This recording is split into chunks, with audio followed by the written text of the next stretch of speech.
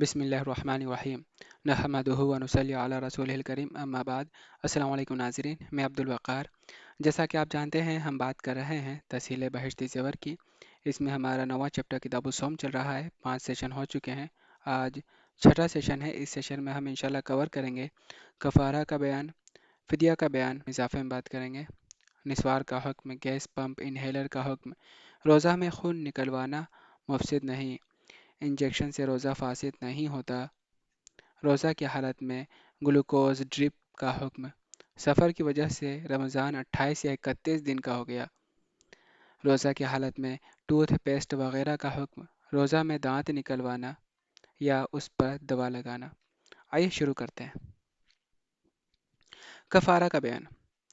مسئلہ نمبر 1، رمضان شریف کا روزہ توڑ دینے کا کفارہ یہ ہے کہ لگاتار 2 مہینے روزے رکھے۔ تھوڑے تھوڑے کر کے روزہ رکھنا درست نہیں۔ اگر کسی وجہ سے درمیان میں 1-2 روزے نہیں رکھے تو اب پھر سے 2 مہینے روزے رکھے۔ البتہ جو روزے حیض کی وجہ سے رہ گئے ہیں ان کے رہ جانے کی وجہ سے کفارے کے تسلسل میں کوئی فرق نہیں پڑتا، لیکن پاک ہونے کے فوراً بعد روزے شروع کر دے اور 60 روزے پورے کر دے۔ مسئلہ نمبر 2، نفاس کی وجہ سے اگر درمیان میں کچھ روزے چھوٹ گئے تو کفارہ صحیح نہیں ہوا۔ نفاس کے بعد نئے سرے سے کفارے کے روزے رکھے۔ مسئلہ نمبر 3، اگر کسی تکلیف یا بیماری کی وجہ سے درمیان میں کفارے کے کچھ روزے چھوٹ گئے تب بھی تندرست ہونے کے بعد دوبارہ روزہ رکھنا شروع کرے۔ مسئلہ نمبر 4، اگر کفارے کے دوران رمضان کا مہینہ آ گیا تب بھی کفارہ صحیح نہیں ہوا۔ تو اس میں 60 روزے کس طریقے سے رکھنا ہے یہ بتایا گیا۔ 60 روزے لگاتار رکھنے ہیں۔ صرف مینسز کی وجہ سے تسلسل میں کوئی فرق نہیں پڑتا۔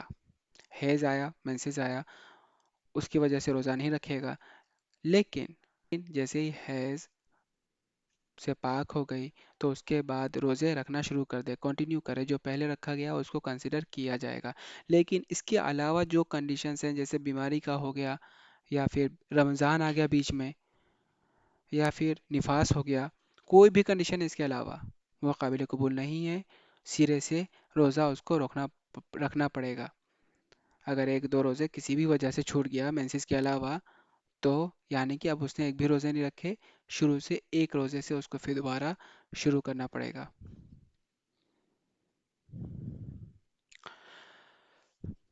مسئلہ نمبر 5، اگر کسی کو روزہ رکھنے کی طاقت نہ ہو تو 60 مسکینوں کو صبح شام اچھی طرح پیٹ بھر کر کھانا کھلا دے۔ مسئلہ نمبر 6، ان مسکینوں میں اگر بعض بالکل چھوٹے بچے ہوں تو ان کو کھلانا کافی نہیں، ان بچوں کے بدلے اور مسکینوں کو پھر کھلا دے۔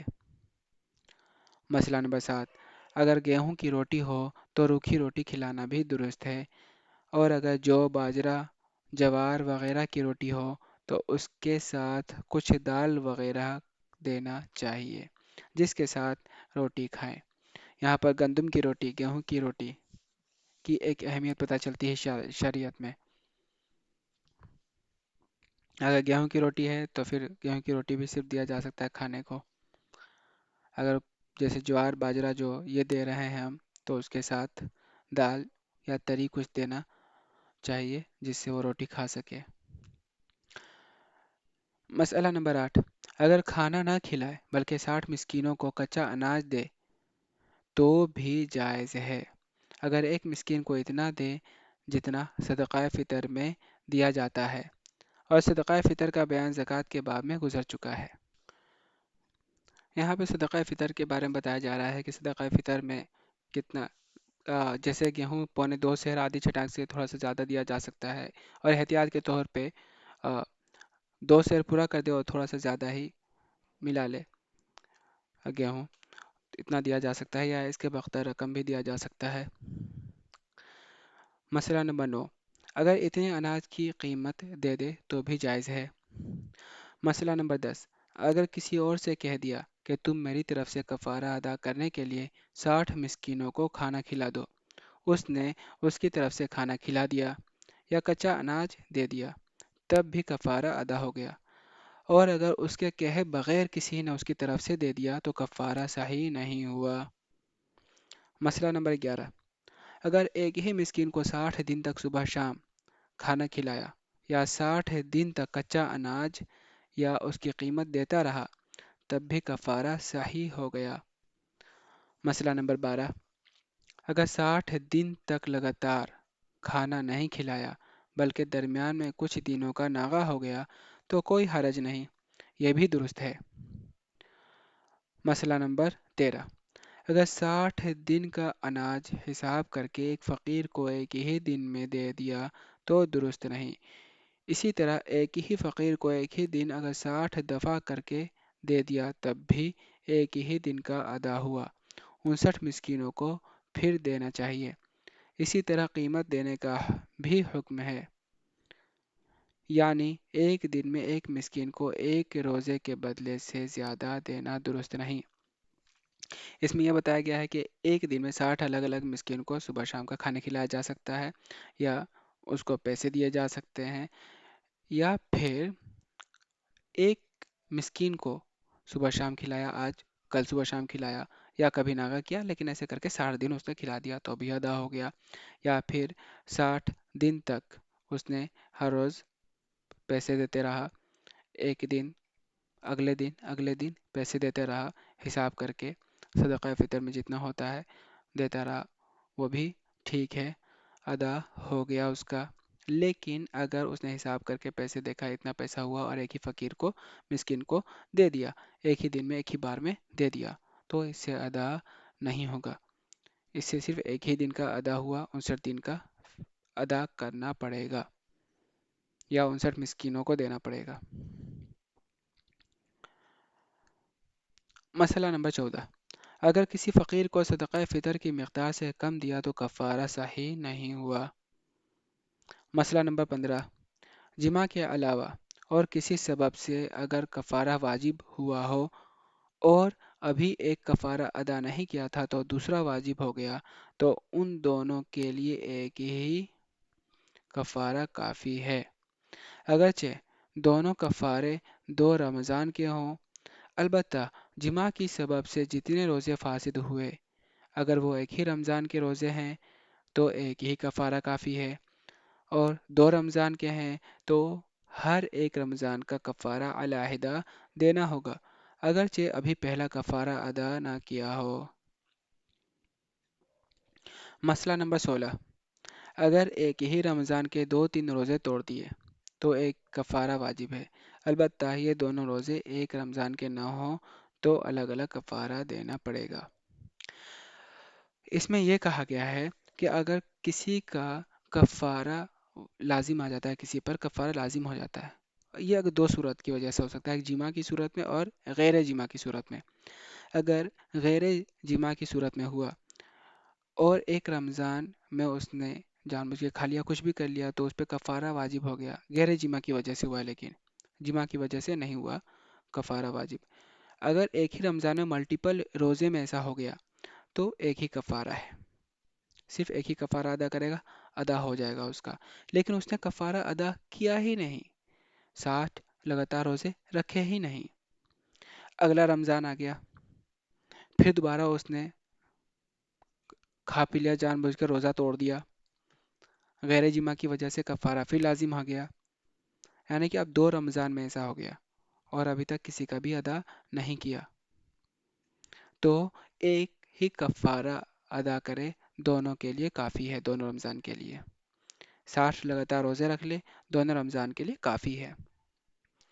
اگر ایک رمضان میں اس نے جان بوجھ کے روزہ توڑ دیا، غیر جمع کی وجہ سے کفارہ اس پہ لازم آ گیا، غیر جمع کی وجہ سے، اور اس نے کفارہ ادا کر دیا، 60 لگاتار روزے رکھ دیے، پھر اگلی بار رمضان آتا ہے، اس میں بھی جان بوجھ کے اس نے توڑ دیا، کھا لیا اس نے، اور اس پہ کفارہ لازم آ گیا، غیر جمع کی وجہ سے کفارہ لازم آ گیا، پھر دوبارہ اس کو 60 روزے لگاتار رکھنے پڑیں گے، کفارہ ادا کرنا پڑے گا۔ جو پہلے ادا کر چکا ہے کفارہ وہ اب کاؤنٹ نہیں ہوگا ابھی، کیونکہ ابھی اس نے نیا گناہ کیا ہے، کفارہ ادا کرنا پڑے گا، کفارہ لازم ہوا ہے، ادا کرنا پڑے گا۔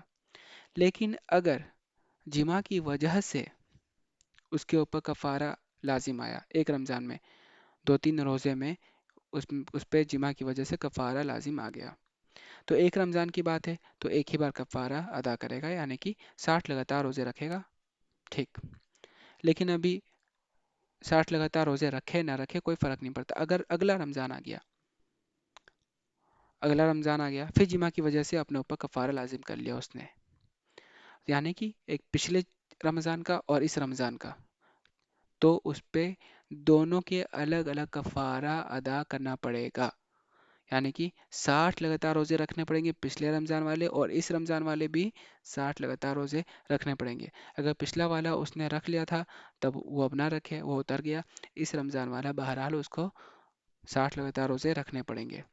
اگر کوئی مجبوری ہے، کوئی صحت اتنا نہیں ہے کہ 60 لگاتار روزے رکھ سکے، تو اس کے بارے میں ابھی بتایا گیا ہے کہ 60 مسکینوں کو وہ کھانا کھلا دے صبح شام کا، یا پیسے دے دے صدقہ فطر کے برابر۔ فدیہ کا بیان۔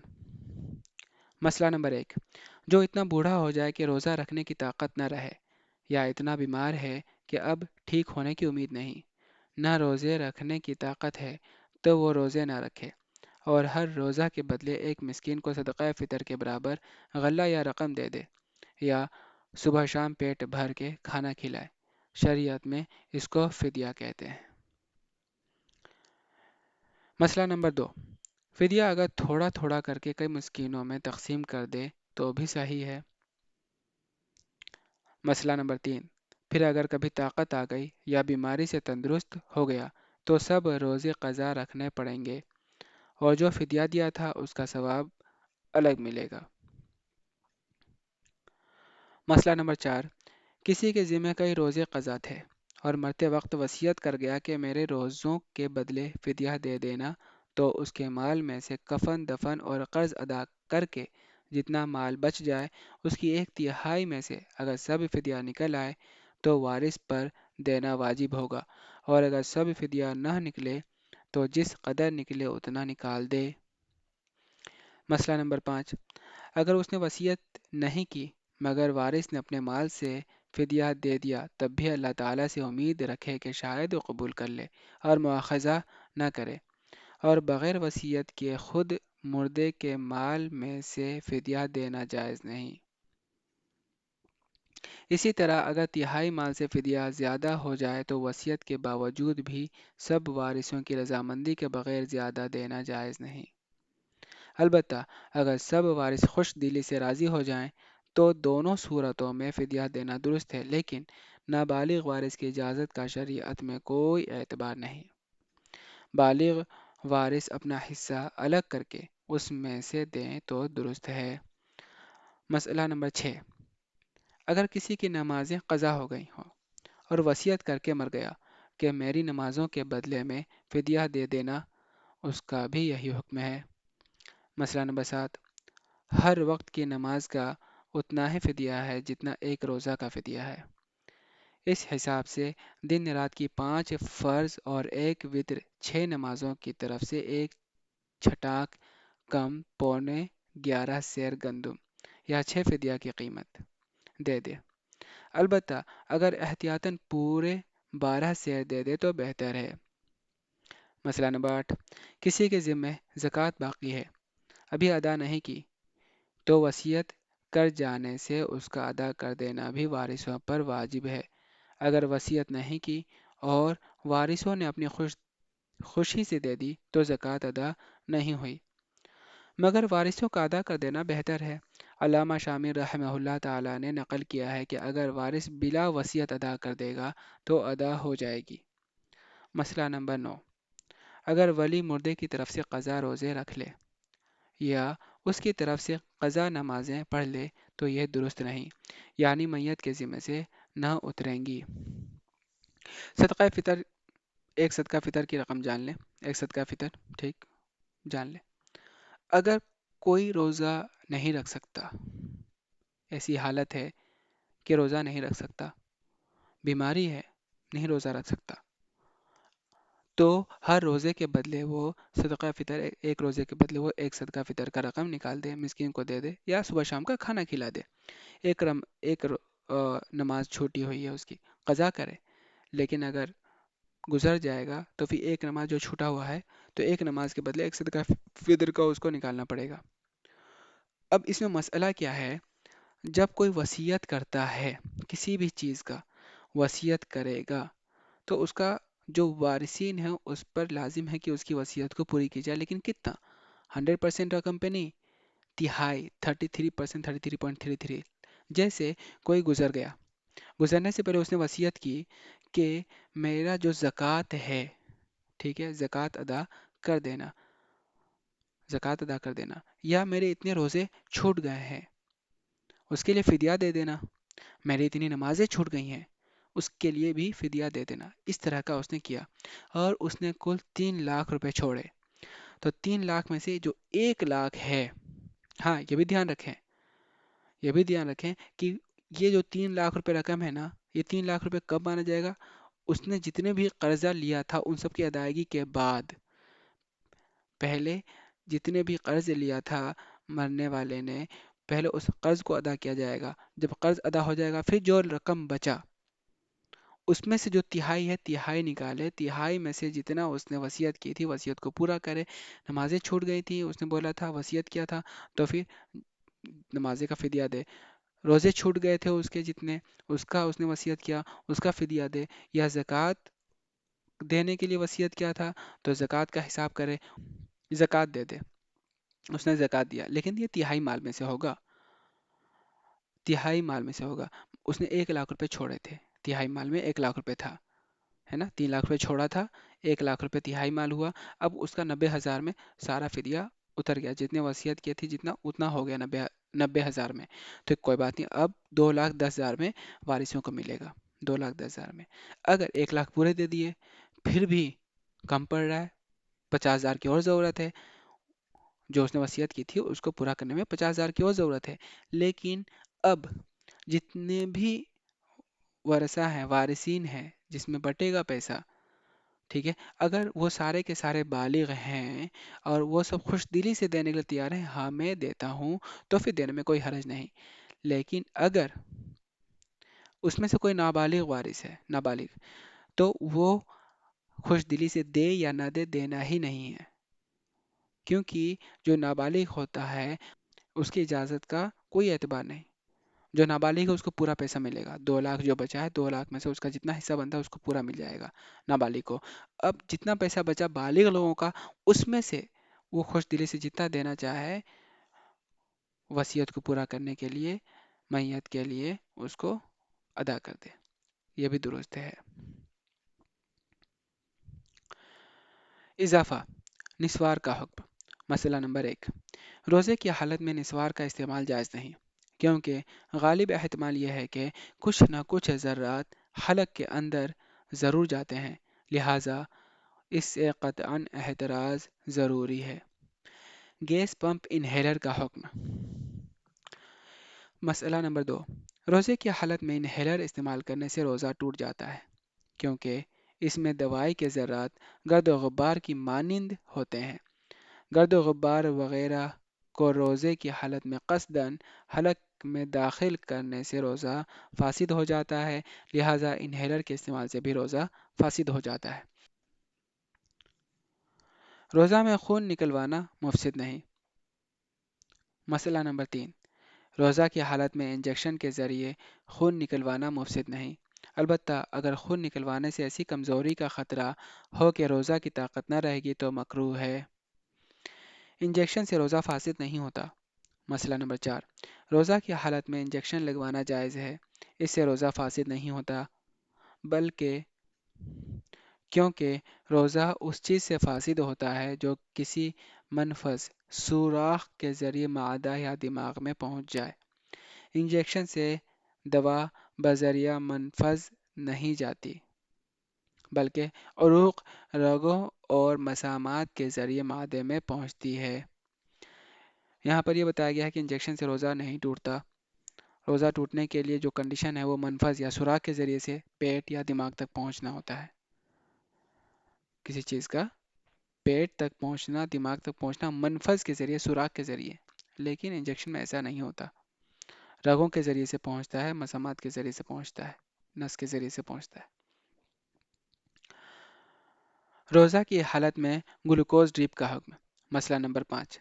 रोज़ा की हालत में ड्रिप लगवाना रोज़े के लिए मुफसिद नहीं, क्योंकि इससे दवा बज़रिए मनफज, सुराख के थ्रू मादे तक नहीं पहुंचती।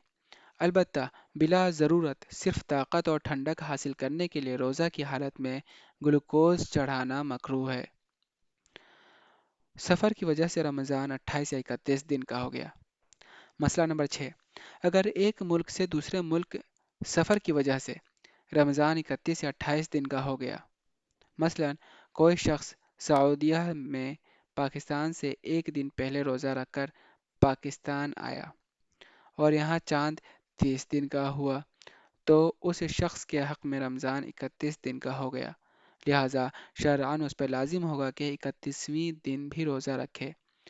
उसके बरखिलाफ कोई शख्स पाकिस्तान से रोज़ा रखकर सऊदीया गया, उसके हक़ में रमज़ान 28 या 29 दिन का हुआ, उस पर शरअन लाजिम है कि एक या दो रोज़े बाद में क़ज़ा करे।